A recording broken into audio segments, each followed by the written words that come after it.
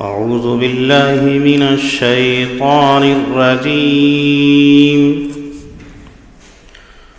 بسم الله الرحمن الرحيم.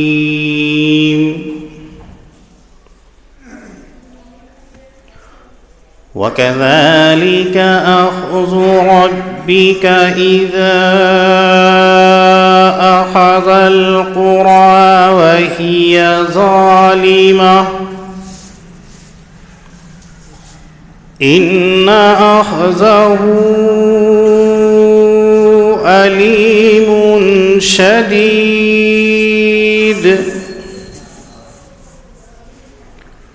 إن في ذلك لآية لمن خاف عذاب الآخرة. ذلك يوم مجموع له الناس وذلك يوم مشهود.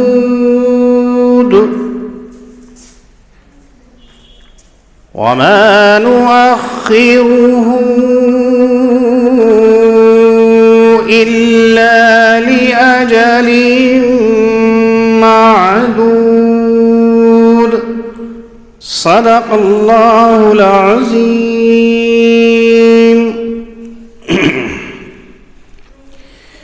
یہ قرآن مقدس جو اللہ رب العزت نے انسانوں کی ہدایت کے لیے بھیجا ہے. آپ جانتے ہیں کہ اس دنیا کے اندر مختلف مزاج کے لوگ رہتے ہیں. تمام انسان ایک ذہنیت کی سوچ نہیں رکھتے ہیں. تمام انسان ایک زاویے سے نہیں سوچتے ہیں. ہر انسان کی عقل ایک جیسی نہیں ہوتی ہے. ہر انسان ایک طریقے سے سمجھ نہیں سکتا ہے. لیکن قرآن مقدس کو اللہ نے ہر طبقے کے لیے، ہر فرقے کے لیے، ہر سوچ والے کے لیے، ہر ذہنیت والوں کے لیے ہدایت بنایا. خود قرآن مقدس کہتا ہے ھدی للناس. ہم نے اس قرآن کریم کو تمام انسانوں کے لیے ہدایت کا ذریعہ بنایا ہے. تو ظاہر ہے کہ اگر باریکیاں کو یا دقیق نقطوں کو اللہ رب العزت قرآن کریم کے اندر ذکر فرماتے تو جو کم عقل رکھنے والے ہیں، جو نچلی درجے کی سوچ رکھنے والے ہیں، وہ قرآن کریم سے ہدایت نہیں پا سکتے تھے.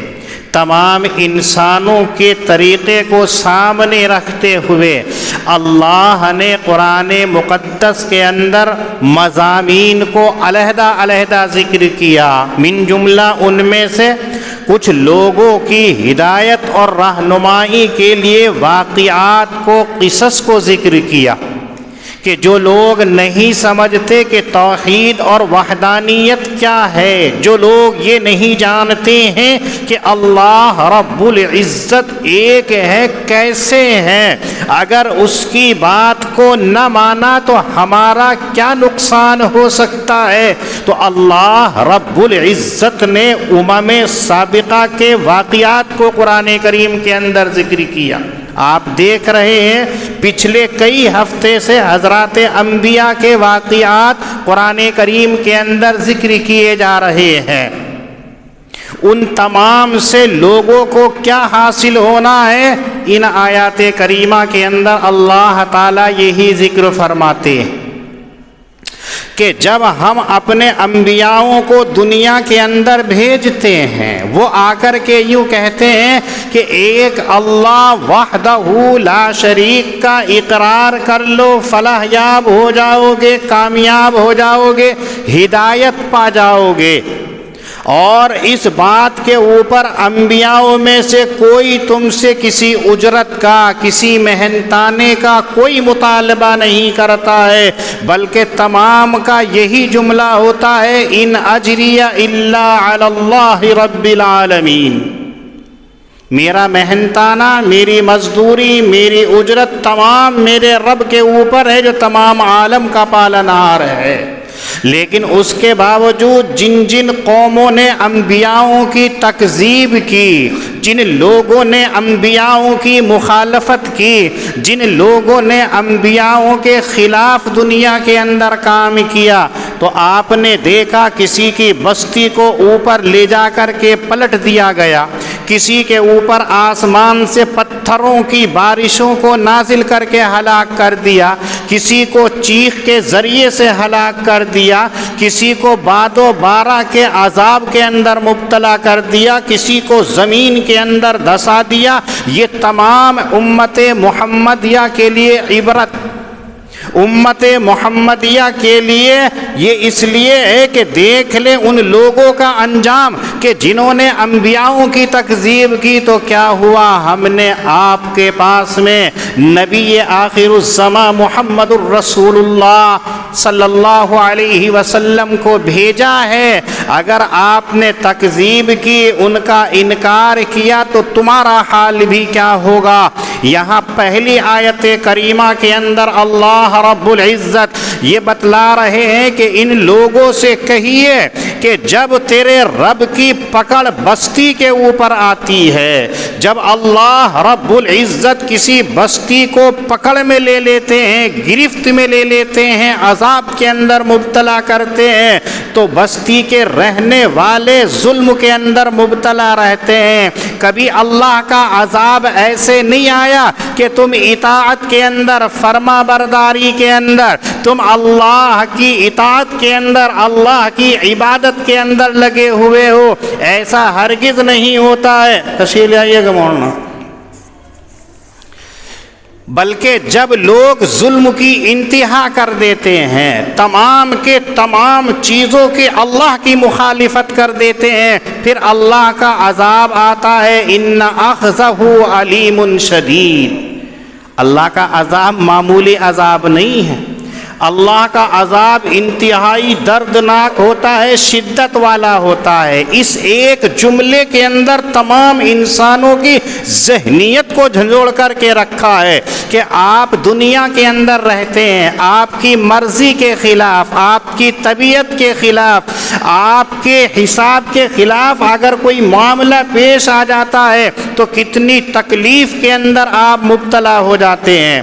آپ دنیا کی تکلیف کو برداشت نہیں کر سکتے ہیں، خدا نہ خواستہ اگر آپ جلانے کے چیز کے اندر مبتلا ہو گئے، آپ گر گئے آگ کے اندر، آپ کا بدن جھلس گیا، کتنی تکلیف ہوتی ہے، کتنی شدت ہوتی ہے۔ اگر آپ کے بدن کے اوپر کوڑوں کی سزا نافذ کر دی گئی تو آپ کی کمر کا حال کتنا بھیانک ہوتا ہے کہ انسان تڑپتا رہتا ہے۔ آپ دیکھیے دنیا کی سزاؤں کو دیکھیے، جب ان کو سزاؤں کے اندر مبتلا کیا جاتا ہے تو ان کا حال کیا ہوتا ہے۔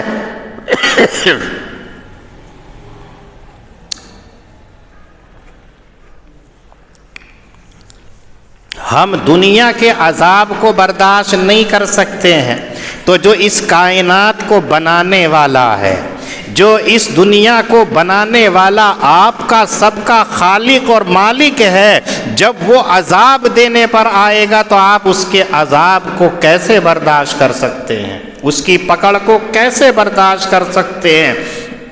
اس کی پکڑ ہی کافی ہے، لیکن قرآن کریم ذکر کرتا ہے علیم شدید، تکلیف دہ ہوگی اور شدت والی ہوگی۔ جتنا بڑا آدمی ہوتا ہے اس کی سزا بھی اتنی بڑی ہوتی ہے، اور رب سے بڑھ کر کے بڑا کوئی ہے ہی نہیں، تو اس کا عذاب، اس کا عتاب، اس کی پکڑ کتنی خطرناک ہوگی اندازہ نہیں۔ لیکن اس کے باوجود بھی اللہ علیم شدید لا کر کے بتا رہے ہیں کہ تم لوگ ہوش کے ناخن لو کہ اگر نافرمانی خداوندی کے اندر تم رہے تو تمہاری پکڑ کتنی خطرناک ہوگی۔ اگلی آیت کریمہ کے اندر اللہ یہ بھی کہہ رہے ہیں جو لوگ اللہ سے ڈرتے ہیں، عذاب آخرت سے ڈرتے ہیں، عذاب آخرت کوئی معمولی عذاب نہیں ہے۔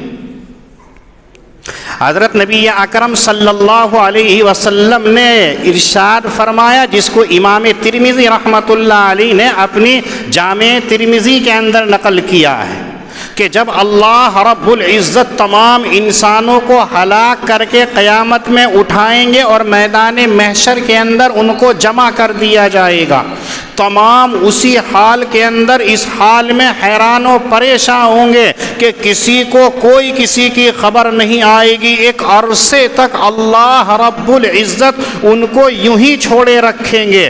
جب ان کو ذرا ہوش آئے گا تو آپس کے اندر یوں کہیں گے کہ اللہ رب العزت سے درخواست کرنی چاہیے کہ جلدی سے ہمارا حساب و کتاب شروع کر دیا جائے، اگر جنت میں بھیجنے کا فیصلہ ہے تو جنت میں بھیج دیا جائے، اگر جہنم میں بھیجنے کا اللہ نے مقدر فرما دیا ہے تو جہنم میں بھیج دیا جائے، لیکن اس ہولناکی کو ہم برداشت نہیں کر سکتے۔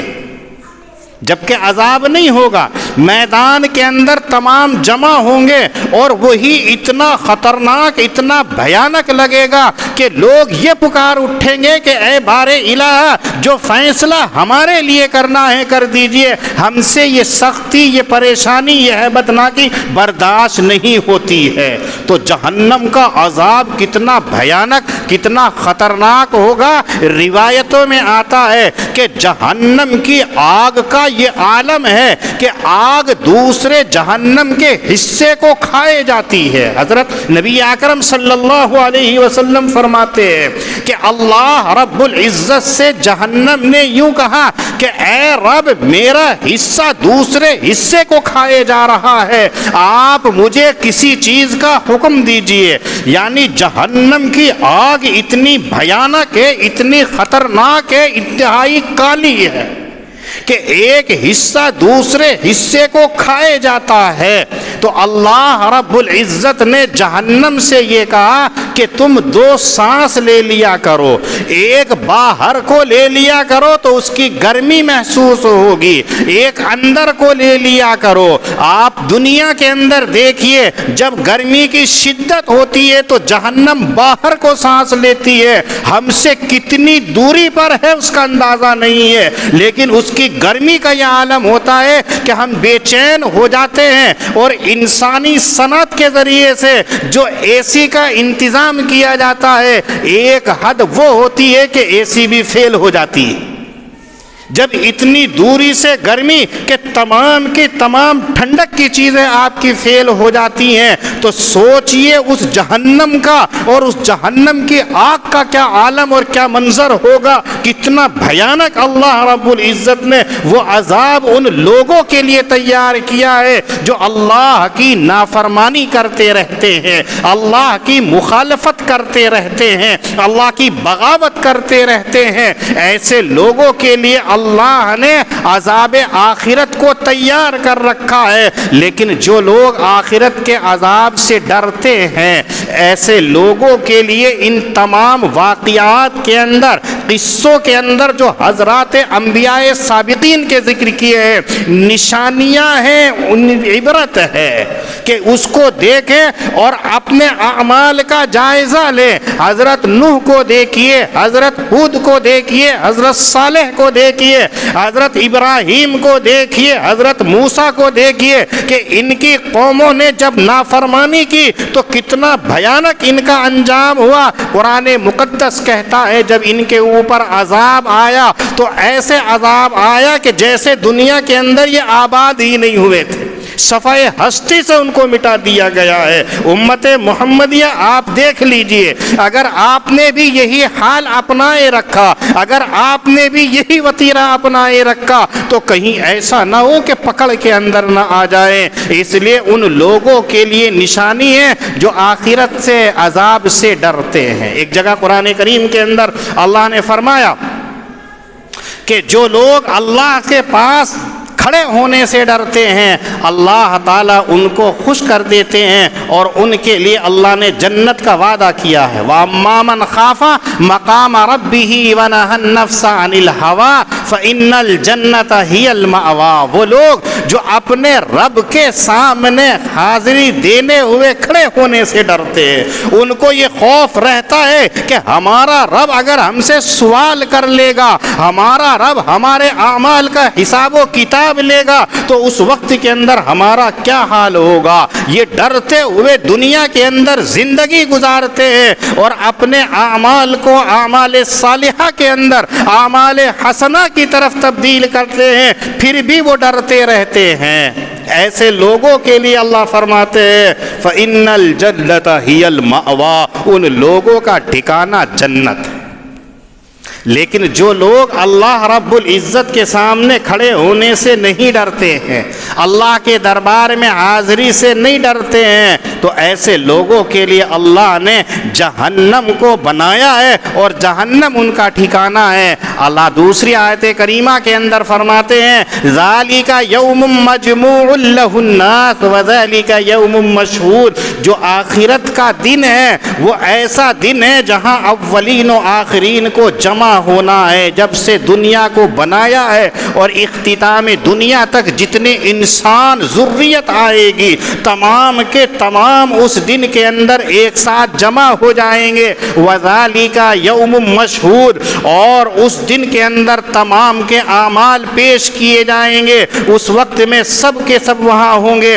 وَمَا نُؤَخِّرُهُ إِلَّا لِأَجَلٍ مَّعْدُودٍ، لیکن ہم نے آخرت کا دن جو متعین کر دیا ہے، اگر اس کے اندر تاخیر ہو رہی ہے، اگر ہم آخرت کا دن لانے، قیامت کا دن لانے کو تھوڑا مؤخر کر رہے ہیں تو یہ مصلحت کی وجہ سے ہے۔ ہم نے ایک وعدے کے لیے وقت مقرر کر رکھا ہے، اس وقت کے اندر آ جائے گا۔ کیوں؟ اس لیے کہ لوگوں کو جب انبیاؤں نے آخرت سے ڈرایا تو آپ نے پہلے واقعات کے اندر دیکھا کہ ایک دم سے یوں کہا کرتے تھے لاؤ کون سا عذاب ہمارے سامنے لاتے ہو۔ جب آدمی نڈر ہو جاتا ہے، جری ہو جاتا ہے، جب اس کو ڈر نہیں ہوتا ہے تو جو چاہے منہ کے اندر بکتا رہتا ہے۔ ایسے ہی امم سابقہ کا ہوا کہ انبیاؤں نے یہ کہا کہ اگر تم نہیں مانے تو اللہ کا عذاب آ جائے گا اور آخرت کا دن بھی ہے، تو لوگ کہا کرتے تھے جلدی لے کر کے آؤ ہم بھی دیکھتے ہیں۔ لیکن جو آخرت کا دن ہے مصلحت کی وجہ سے اللہ نے ہم سے مؤخر کر دیا ہے۔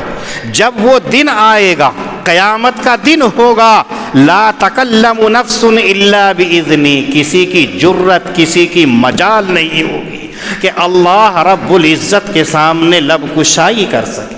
یہاں تو سب کی زبان کھل جاتی ہے، جو چاہتا ہے کہہ دیتا ہے، جو چاہتا ہے بک دیتا ہے، لیکن جب اللہ کے سامنے حاضری ہوگی، قرآن کریم نے ایک جگہ فرمایا لا یملکون منہ خطابا، قیامت کے دن کے اندر کوئی آدمی بولنے کی طاقت نہیں رکھے گا، زبان کے اوپر اس کی کوئی قدرت نہیں ہوگی، بلکہ ایک جگہ تو اللہ نے یوں کہہ دیا کہ اس زبان کے اوپر ہم مہر لگا دیں گے الیوم نختم علی افواہہم وتکلمنا ایدیہم وتشہد ارجلہم بما کانوا یکسبون، زبانوں کے اوپر مہر لگا دی جائے گی، ہاتھ کو قوت گویائی عنایت کی جائے گی، پیروں کو قوت گویائی عنایت کی جائے گی، ہر عضو گناہوں کا اللہ کے سامنے اقرار و اظہار کرے گا، یہ حال ہوگا، لیکن زبان نہیں بول سکتی ہے۔ قہاریت اور جباریت کے ساتھ میں کسی انسان کی جرت نہیں ہوگی۔ آج دنیا کے اندر تو یہ ہوتا ہے اللہ رب العزت کے لیے جو چاہے زبان سے نکال دیتا ہے۔ جو اہل ایمان ہیں، اہل اسلام ہیں، وہ لوگ بھی اللہ کی شان میں گستاخی کر دیتے ہیں، اللہ کے بارے میں لب کشائی کر دیتے ہیں، جو چاہتے ہیں اللہ کے بارے میں بول دیتے ہیں، لیکن رب کائنات کے سامنے جب کوئی ہوئے گا تو لا یملکون منہ خطابا، کوئی کلام کرنے کی طاقت نہیں رکھے گا، اسے کہا لا تکلم نفس الا باذنی، جب تک اللہ کی اجازت نہیں ملے گی کوئی بول نہیں سکتا ہے، کلام نہیں کر سکتا ہے، نظریں تک نہیں اٹھا سکتا ہے، نہیں ملا سکتا ہے۔ پھر فرمایا قیامت کے روز دو طرح کے لوگ ہوں گے، فَمِنْهُمْ شَقِيٌّ وَسَعِيدٌ۔ اللہ رب العزت کے دربار کے اندر دو طرح کے لوگ ہوں گے، ایک سعید ہوں گے، ایک شقی ہوں گے۔ ایک وہ لوگ ہوں گے جو بدبخت ہوں گے، نامراد ہوں گے، اور ایک وہ ہوں گے جو نیک بخت ہوں گے، نیک صالح ہوں گے۔ اس شقیون کے اندر وہ تمام لوگ ہیں جو اللہ کی الوہیت کا انکار کرنے والے ہیں، جو اللہ کی وحدانیت کا انکار کرنے والے ہیں، وہ لوگ ہوں گے۔ اور سعید وہ لوگ ہوں گے جو اللہ رب العزت کے وجود کا اقرار کرنے والے ہیں، نبی اکرم صلی اللہ علیہ وسلم کو نبی ماننے والے ہیں، آپ کے بتائے ہوئے طریقے کے اوپر زندگی گزارنے والے ہیں۔ ہاں اگر ان سے خطائیں ہو جائیں، غلطیاں ہو جائیں، اللہ تعالیٰ معاف فرما دیتے ہیں۔ قرآن کریم کے اندر اللہ رب العزت نے دو جگہ ارشاد فرمایا، ان اللہ لا یغفر ان یشرک بہ ویغفر ما دون ذلک لمن یشاء۔ جو لوگ اللہ کے ساتھ کسی کو شریک گردانتے ہیں ان کو تو اللہ کبھی بھی معاف نہیں فرمائیں گے، لیکن ان کے علاوہ کتنے بڑے بڑے مجرم کیوں نہ ہوں، کتنے گناہ انہوں نے کر رکھے ہوں، جس کو چاہے گا اللہ تعالیٰ معاف فرما دے گا۔ یہ اللہ نے دو جگہ فرما کر کے پوری انسانوں کو اور پوری امت کو یہ خوشخبری دے دی کہ ایمان کی دولت ہے تو تمہارے لیے خوشخبری ہے، اور اگر ایمان سے دوری ہے تو محرومی اور بدقسمتی کی بات ہے۔ فَأَمَّا الَّذِينَ شَقُوا فَفِي النَّارِ لَهُمْ فِيهَا زَفِيرٌ وَشَهِيقٌ۔ وہ لوگ جو بدبخت ہوں گے، اللہ کی الوہیت کا انکار کرنے والے ہوں گے، وہ لوگ قیامت کے روز آگ کے اندر ہوں گے، اور آگ کے اندر ان کا کیا کام ہوگا؟ زفیر و شہیق، چیخنا ہوگا اور دہاڑے مارنا ہوگا۔ آج دنیا کے اندر دیکھ لیجئے، اگر اللہ کے لیے چیخ جائیے، اللہ کے لیے دہاڑے مار لیجئے، تو یہ اللہ کے یہاں ان اللہ مقبول ہوا کرتی ہے۔ ایک حدیث کے اندر نبی اکرم صلی اللہ علیہ وسلم فرماتے ہیں کہ اللہ کو دو قطرے دنیا کے اندر سب سے زیادہ قیمتی معلوم ہوتے ہیں۔ انسانوں کے دو قطرے اللہ کو تمام چیزوں سے بڑھ کر کے محبوب ہیں۔ آپ نے فرمایا ایک قطرہ وہ جو اعلاء کلمت اللہ کے لیے اپنی جان کو جان آفری کے سپرد کر دیتا ہے۔ دشمنان اسلام کے ساتھ میں زور آزمائی کرتا ہوا اگر وہ شہید ہو جاتا ہے، اس کے خون کا جو قطرہ ہوتا ہے زمین پر گرنے سے پہلے اللہ کے یہاں مقبول ہو جاتا ہے۔ ایک وہ قطرہ، اور دوسرا وہ قطرہ ہے جو اللہ کے عذاب سے، اللہ کے خوف سے، اللہ کے ڈر سے، اللہ کی جباریت قہاریت سے ڈر کر کے اپنی آنکھوں سے آنسو کا قطرہ گراتا ہے تو زمین پر گرنے سے پہلے اللہ کو وہ مقبول ہو جاتا ہے۔ بلکہ وہ قطرہ جو خون کا ہوتا ہے اس سے کہیں زیادہ پسندیدہ وہ قطرہ ہوتا ہے جو انسان کی آنکھ سے خوف الہی کی وجہ سے گرتا ہے۔ کتنا آسان بتا دیا کہ آج تم رو کر کے اللہ کے سامنے، دہاڑے مار کر کے اللہ کے سامنے اپنی آنکھوں کو بہا دو، برسا دو، تو اس صورت کے اندر اللہ کے یہاں یہ مقبول ہوتا ہے۔ حضرت عثمان غنی رضی اللہ تعالی عنہ کے رونے کا یہ عالم تھا کہ آنکھ سے لے کر کے آپ کے رخسار مبارک تک ایسی لائن پڑ گئی تھی جیسا کہ آپ زمین کے اندر نہر کو کھودا کرتے ہیں اور نشان پڑ جاتے ہیں۔ ایسا سیدنا عثمان غنی رضی اللہ تعالی عنہ کے چہرے کے اوپر رونے کی وجہ سے لکیر پڑ چکی تھی۔ وہ رونا اللہ کے خوف سے تھا، اللہ کے ڈر سے تھا۔ حضرت عمر ابن عبدالعزیز رحمۃ اللہ علیہ بادشاہ و خلیفہ وقت ہونے کے باوجود اپنے گھر کے اندر ایک گڑھے کو تیار کرایا تھا جو قبر کی شکل کے اندر تھا۔ حکومت کے تمام کاموں کو انجام دینے کے بعد میں، اللہ کی عبادت سے فارغ ہونے کے بعد میں جو آرام کا وقت ہوا کرتا تھا، اس گڑھے کے اندر لیٹ کر کے آخرت کے لیے دہاڑے مار کر کے رویا کرتے تھے۔ یہ تھا ان کا حال۔ جو دنیا کے اوپر حکومت کر رہے تھے، ان کا رونا دہاڑے مارنا دنیا کے اندر اللہ کو پسند ہے، لیکن جہنم کے اندر کوئی روئے گا، دہاڑے مارے گا، اس کا رونا دہاڑے مارنا چیخنا کچھ کام نہیں آئے گا۔ نبی اکرم صلی اللہ علیہ وسلم فرماتے ہیں جب جہنمیوں کو جہنم کے اندر ڈال دیا جائے گا تو وہاں اس عذاب کو دیکھ کر کے وہ چیخیں گے، چیخیں ماریں گے، خوب دہاڑے ماریں گے، کوئی ان کو سنوائی نہیں ہوگی۔ ایک عرصہ گزر جائے گا، ایک عرصے کے بعد میں اللہ کی طرف سے پوچھا جائے گا کیوں چیخ رہے ہو، کس وجہ سے چیخ رہے ہو، کیا بات ہے؟ کہیں گے پیاس لگ رہی ہے، ہمیں پانی دیجیے۔ پھر بھلا دیا جائے گا۔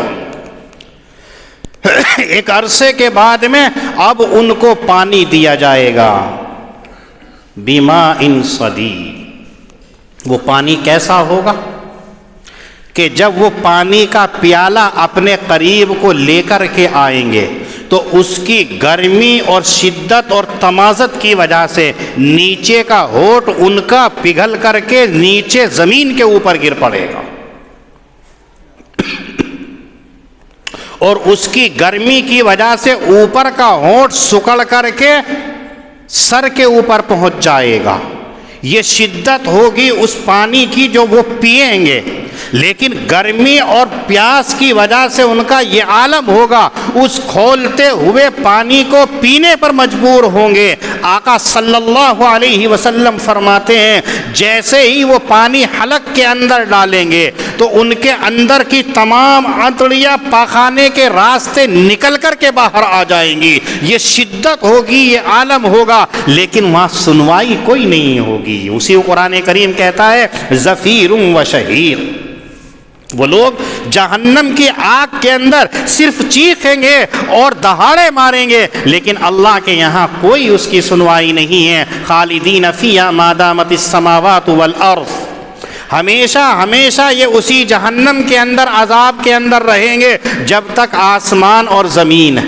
یہاں ذہن کے اندر یہ بات آئے گی ما دامت السماوات والارض، زمین و آسمان تو قیامت میں ختم کر دی جائے گی، آسمانوں کو ختم کر دیا جائے گا، زمینوں کو ختم کر دیا جائے گا۔ پھر یہاں کیا مطلب ہے کہ جب تک زمین و آسمان رہے گی اس وقت تک یہ ان کو عذاب دیا جاتا رہے گا۔ ہاں کسی کے اوپر اللہ کو ترس آ جائے تو دیگر ہے، لیکن اس وقت میں ترس نہیں آئے گا۔ تو کیا مطلب ہے؟ حضرات مفسرین رحمہم اللہ فرماتے ہیں کہ یہ ایک محاورہ ہے۔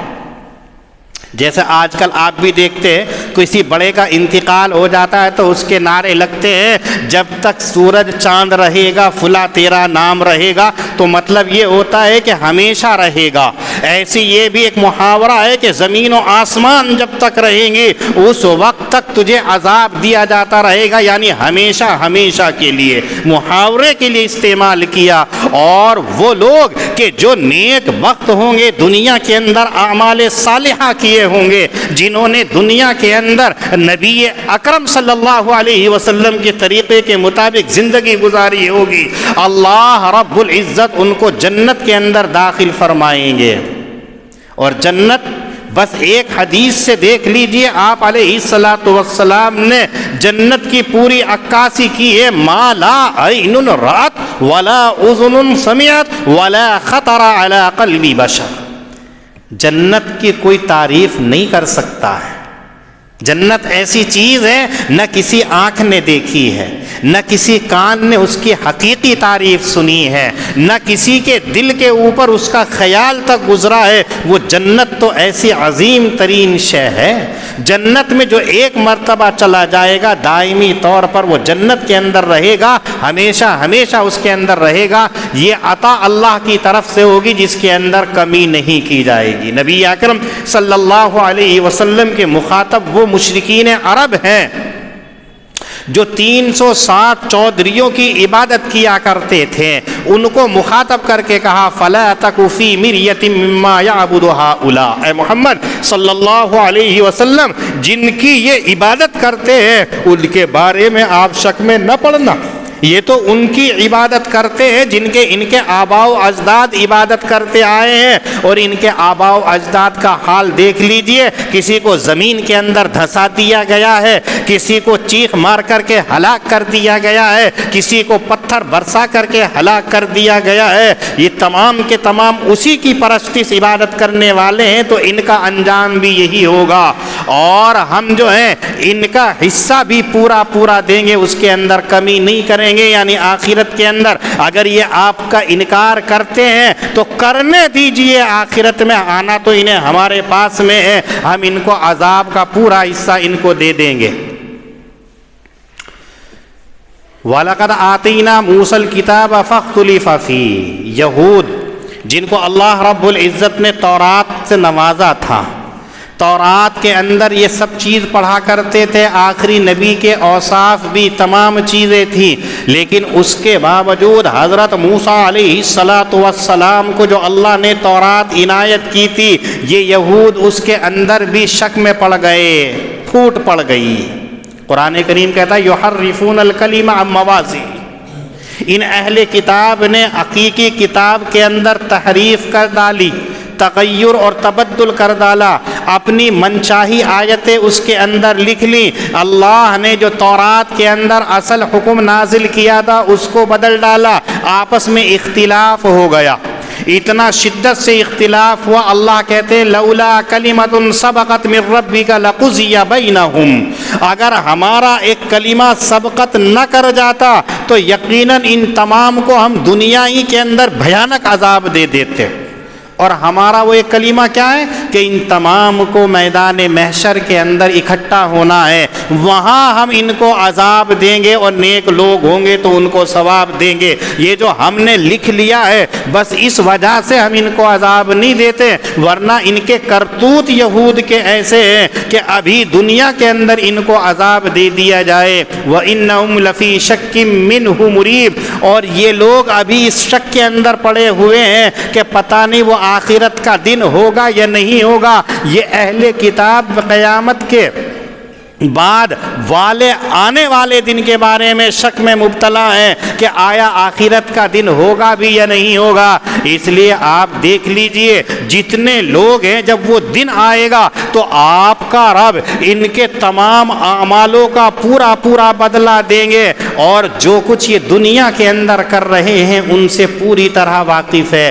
انہ بما یعملون خبیر، گرچہ یہ لفظ اللہ رب العزت نے یہود کے بارے میں ذکر کیا کہ یہ تورات والے جو کچھ کر رہے ہیں وہ تمام ہمارے علم کے اندر ہے، ہم جانتے ہیں کیا صحیح کر رہے ہیں کیا غلط کر رہے ہیں، لیکن اس سے ہٹ کر کے ذرا دیکھیے رب کی ایک صفت بیان کی ہے خبیر، ایک جگہ بیان کیا علیم، تو خبیر جو ہر ایک چیز سے باخبر ہوتا ہے، ہر ایک بات سے باخبر ہوتا ہے، یہ امت مسلمہ کے لیے بھی ہے کہ اہل ایمان بھی جو کام کر رہے ہیں وہ سارا اللہ رب العزت کے علم کے اندر ہے، اس کو مکمل خبر ہے۔ ایک جگہ فرمایا ان اللہ علیم بذات الصدور، جو زبان سے کہتے ہو وہ تو دور کی بات ہے، لیکن جو تمہارے دلوں کے اندر ہوتا ہے، دلوں کے پوشیدہ نہا خانوں کے اندر ہوتا ہے، اس میں جو چیز ہوتی ہے وہ بھی تمہارا رب جانتا ہے۔ اس لیے انسان کو اچھا سوچنا چاہیے، اچھا کرنا چاہیے، امم سابقہ سے اپنا درس عبرت حاصل کرنا چاہیے، نشان عبرت اللہ نے ان کو بنا دیا۔ ایسا نہ ہو کہ ہمارے ساتھ ایسا معاملہ ہو، اپنے اعمال کو درست کر لینا چاہیے۔ وَكَذَلِكَ أَخْذُ رَبِّكَ إِذَا أَخَذَ الْقُرَىٰ وَهِيَ ظَالِمَةٌ، اور اسی طریقے سے آپ کا رب پکڑتا ہے جب بستیوں والوں کو اور وہ لوگ ظلم کرتے ہی رہتے ہیں۔ ان اخذہ علیم شدید، اور اس کی پکڑ انتہائی دردناک اور شدت والی ہے۔ بلا شبہ اس کے اندر نشانی ہے اس شخص کے لیے جو آخرت کے عذاب سے ڈرتا ہے۔ سو یہ ایک دن ہے جس دن کے اندر تمام لوگ جمع کیے جائیں گے، یہ ایک دن ہے جس دن کے اندر تمام پیش کیے جائیں گے، اور ہم اس کو مؤخر نہیں کرتے ہیں مگر کہ ایک اجل مقرر کی وجہ سے جس دن کے آئے گا نہیں کلام کر سکے گا کوئی جاندار مگر کہ اللہ ہی کی اجازت سے۔ ان میں سے بعض بدبخت ہیں اور بعض نیک بخت ہیں۔ بہرحال وہ لوگ جو بدبخت ہیں پس وہ آگ کے اندر ہوں گے، اور اس آگ کے اندر ان کا چیخنا اور دہاڑنا ہوگا، ہمیشہ رہیں گے اس کے اندر جب تک کہ آسمان اور زمین ہے، مگر کہ جب تیرا رب جس کو رب چاہے تیرا، بلا شبہ آپ کا رب جو چاہتا ہے کر دیتا ہے۔ بہرحال وہ لوگ جو نیک بخت ہے پس وہ جنت کے اندر ہوں گے، ہمیشہ رہیں گے وہ اس کے اندر جب تک کہ آسمان اور زمین باقی ہے، مگر کہ جس کو تیرا رب چاہے۔ یہ بخشش ہے غیر منتہی۔ فلا تک فی مریۃ مما یعبد ہؤلاء، پس آپ شک میں نہ پڑنا اس کے اندر کہ جس کی یہ لوگ عبادت کرتے ہیں، نہیں عبادت کرتے ہیں یہ لوگ مگر کہ اسی کی جس کی ان کے آباء و اجداد عبادت کرتے تھے اس سے پہلے، اور ہم ان کو پورا حصہ ان کا دیں گے عذاب کا بغیر کمی کیے۔ اور ہم نے موسیٰ علیہ السلام کو کتاب تورات عنایت کی، سو ان کے اس کے اندر بھی ان میں پھوٹ پڑ گئی۔ اگر تیرے رب کا ایک کلمہ سبقت نہ کر جاتا تو ان کے درمیان میں فیصلہ ہو جاتا۔ وَإِنَّهُمْ لَفِي شَكٍّ مِّنْهُ مُرِيبٍ، اور یہ لوگ تو اس کے بارے میں بھی شک میں مبتلا ہیں۔ اور وَإِنَّ كُلًّا لَمَّا لَيُوَفِّيَنَّهُمْ رَبُّكَ أَعْمَالَهُمْ، اور بلا شبہ جتنے لوگ ہیں جب وہ دن آئے گا تو تیرا رب ان کو پورا ان کا اعمال کا بدلہ دے گا۔ انہ بما یعملون خبیر، بلا شبہ وہ پوری باخبر ہے ان سے جن کے یہ اعمال کرتے ہیں۔ اللہ پاک ہم سب کو دین کی صحیح سمجھ عطا فرمائے۔ وآخر دعوانا ان الحمد للہ رب العالمین۔